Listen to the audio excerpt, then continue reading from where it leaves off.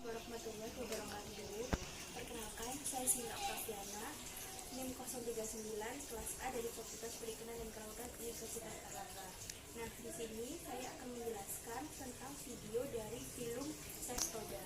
Jadi, Cestoda itu apa? Cestoda itu merupakan suatu cacing parasit dari film pelatih Helminthus, di mana cacing tersebut memiliki bentuk yang khas, yaitu pipi dorsoventral.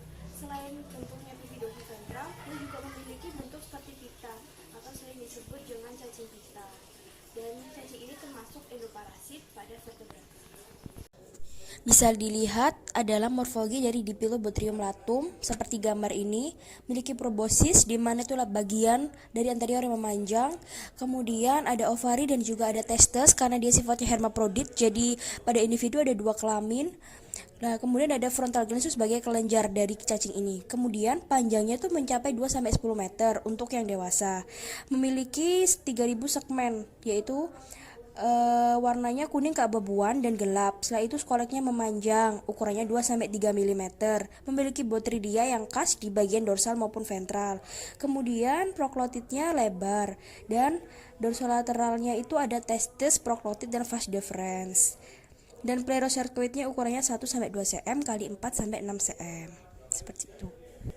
Nah, di sini adalah morfologi dari Pilobothrium squali. Nah, Pilobothrium squali itu yang pertama memiliki skoleks dengan bentuk botridia yang sangat bervariasi. Testisnya di bagian anterior dan ovarinya di bagian posterior. Genital pore biasanya menyamping atau sejajar maupun vaginanya berseberangan dengan vas deferens.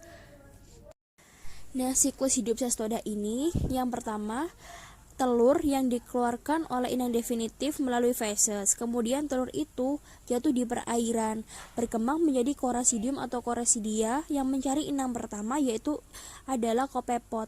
Nah, kopepod itu akan dalam tubuhnya berkembang menjadi proserkoid. Nah, jika inang perantara pertama termakan oleh ikan salmon, ikan air tawar ataupun ikan kecil, maka akan berkembang menjadi larva pleroserkoid pada ikan kecil. Kemudian ikan kecil dimakan oleh ikan predator besar, dan ikan predator besar tersebut akan terinfeksi dan menjadi paratenic host bagi cacing Cestoda ini. Nah, kemudian predator itu dimakan oleh manusia, dan manusia ini masaknya kurang matang sehingga manusia menjadi inang definitif dari cacing Cestoda ini dan menginfeksi usus. Selain pada manusia juga pada anjing, mamalia laut, dan hewan-hewan lainnya.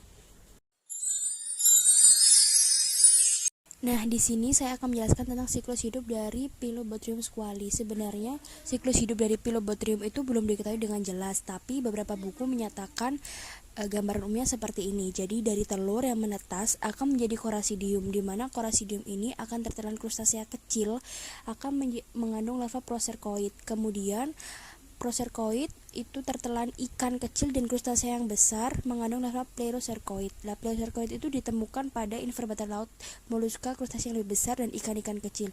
Kemudian jika hewan-hewan tersebut seperti ikan kecil dimakan oleh ikan besar, maka ikan besar seperti hiu dan paus itu akan terinfeksi oleh cacing Pilobothrium squali ini dan masuk ke dalam usus halusnya.